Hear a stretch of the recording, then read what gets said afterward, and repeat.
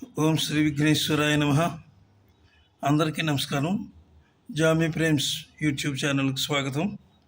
అలనాటి ఆణిముత్యాల కార్యక్రమంలో ఈ సినిమా ఎందుకు హిట్ అయింది అనే అంశంతో ప్రారంభమవుతున్న కాన్సెప్ట్లో ఇతిహాసాలు ఆధారంగా నిర్మించబడిన విజయవంతమైన తెలుగు చారిత్రాత్మక చిత్రం చాణక్య చంద్రగుప్త. రామకృష్ణ సినీ బ్యానర్పై 1977లో ఎన్టీ రామారావు గారి దర్శకత్వంలో ఈ సినిమా విడుదలైంది. ఇందులో దాదాసాహెబ్ ఫాల్కే అవార్డు గ్రహీత నట సామ్రాట్ లెజెండ్ అక్కినేని నాగేశ్వరరావు ఆయన ఇందులో చాలా అద్భుతమైన పాత్ర పోషించారు, చాణక్యుడి పాత్ర. అలాగే చంద్రగుప్తుడిగా విశ్వవిఖ్యాత నట సార్వభౌమ లెజెండ్ డాక్టర్ నందమూరి తారక రామారావు ఆయన చంద్రగుప్తుగా నటించారు. ఇద్దరు కలిసి నటించిన సినిమా ఇది. ఈ వీడియో పూర్తిగా చూడండి.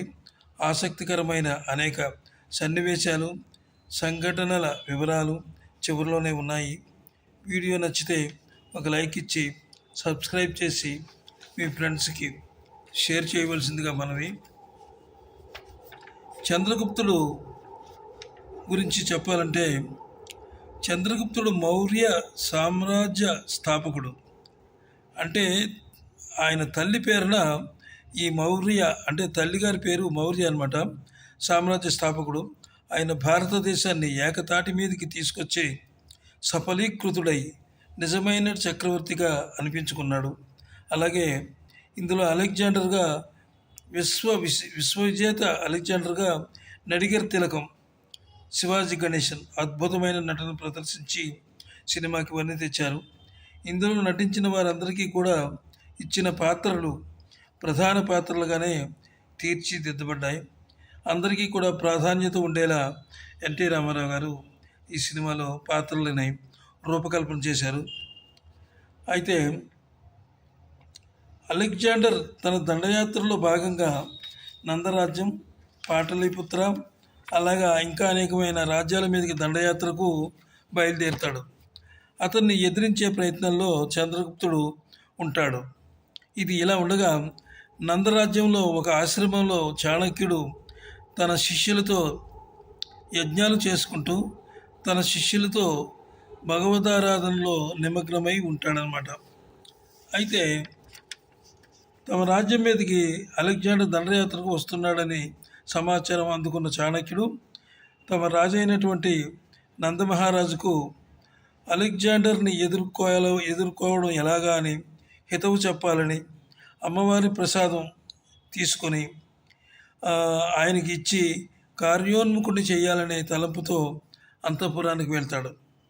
అక్కడ నందరాజు కుమారులు భోగలాలసులై భ్రష్టులై కర్తవ్యం మర్చిపోయి కళ్ళు మూసుకుపోయి మద్యం మత్తులో ఊగుతూ తూగుతూ ఆయన చెప్పినటువంటి హితవాక్యాలు, చెప్పబోయిన మంచి మాటలు వినకుండా చాణక్యుడి చేతిలోని అమ్మవారి ప్రసాదాన్ని నేలపాలు చేయడమే కాకుండా పరమ పావనమూర్తి అయినటువంటి చాణక్యుడిని జుట్టు ముడి విప్పి అవమానం చేస్తారు.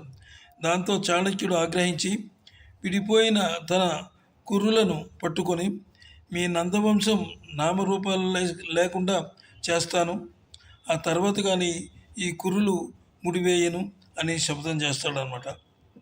ఒకచోట చంద్రగుప్తుడు అలెగ్జాండర్ సేనలతో పోరాడుతూ ఉండగా అక్కడ చంద్రగుప్తుడిని చూస్తాడు చాణక్యుడు. అప్పుడు ఆయన్ని ప్రశంసించి, లేలాంటి వీరుడి కోసమే నేను చూస్తున్నాను, మనమిద్దరం కలిసి అలెగ్జాండర్ ప్రయత్నాన్ని తిప్పికొడదాం అని చేతులు కలుపుతారనమాట. చాణక్యుడి యొక్క సూచనలు, అమూల్యమైనటువంటి సలహాలు, దాడిని ఏ విధంగా ఎదుర్కోవాలో అనే విషయాల్ని చంద్రగుప్తుడికి ఎప్పటికప్పుడు వివరిస్తూ ఉంటాడు చాణక్యుడు. అగ్నికి ఆజ్యం తోడైనట్టుగా వారిద్దరూ వేసే ఎత్తులకు అలెగ్జాండర్ చిత్తైపోతాడు. చాణక్యుడిని, చంద్రగుప్తుడిని ప్రశంసించి వెనక్కి తిరిగి వెళ్ళిపోతాడనమాట. ఈ సినిమా సూపర్ హిట్ కావడానికి ఎక్కువ లెంగ్తీ క్యారెక్టర్ పాత్రను పోషించినటువంటి డాక్టర్ అక్కినేని నాగేశ్వరరావు గారు చాలా అద్భుతంగా చేశారు. చాలా పెద్ద పెద్ద పాత్ర అది. అలాగే రామారావు గారు, నందమూరి తారక రామారావు గారు ఆయన నటించిన నటనే కాకుండా ఆయన దర్శకత్వ బాధ్యతలు కూడా తీసుకుని చాలా అద్భుతంగా నటించారు ఆయన. అలాగే నడిగర్ తిలకం శివాజీ గణేశన్, ఆయన ఈ అలెగ్జాండర్ పాత్రలో ఒదిగిపోయి, ఇక శివాజీ గణేశన్ నటన అనేది అందరికీ తెలుసున్నదే. చాలామందికి అంటే ఇప్పుడు ఏ తరానికి కొంత తెలియకపోయినా ముందు తరానికి చాలామందికి తెలుసు. అద్భుతమైనటువంటి నటన చూపించారు ఆయన శివాజీ గణేశన్ గారు. అలాగే ఎస్ వరలక్ష్మి, సత్యనారాయణ, వీరే కాక సంగీతం కూడా సినిమా విజయానికి కారణమైంది. ముఖ్యంగా ఎన్టీ రామారావు గారి దర్శకత్వం ఈ సినిమాలో నభూతోన భవిష్యత్ అని చెప్పొచ్చు. అలాగే ఈ ఈ సినిమాలో నటించిన వాళ్ళందరూ కూడా చాలా అద్భుతంగా నటించారు. ఈ సినిమాలో ఒక అద్భుతమైన పాట కూడా ఉంది, అది చిరునవ్వుల తొరకరిలో అనే పాట సూపర్గా ఉందన్నమాట. ఈ వీడియో మీకు నచ్చినట్లయితే ఒక లైక్ ఇచ్చి సబ్స్క్రైబ్ చేసి మాకు మాకు కోఆపరేషన్ ఇవ్వండి.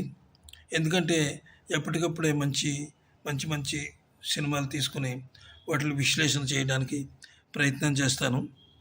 అందరికీ సెలవు. నమస్కారం.